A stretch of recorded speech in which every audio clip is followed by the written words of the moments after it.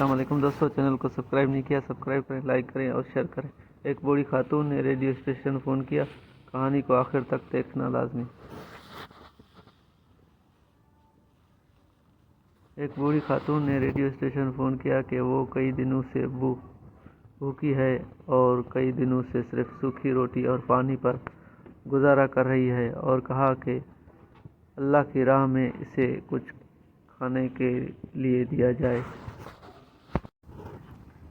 एक मुनकिर खुदा भी उसकी गुफ्तगू सुन रहा था और उसको एक मजाक की आदत सूझी। उसने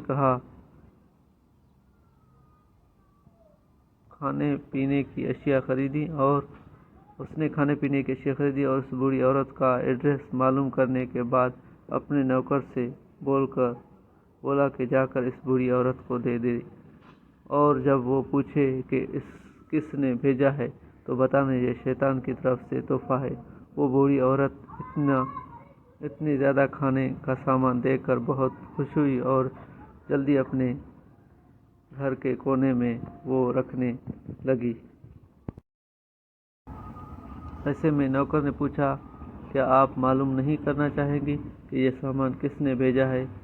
ये कहकर वो बोली, मुझे इसकी कोई परवाह नहीं किसने भेजा है, मगर इतना मालूम है कि जब मेरे रब का हुक्म आता है तो शैतान भी हुक्म की तामील करता है।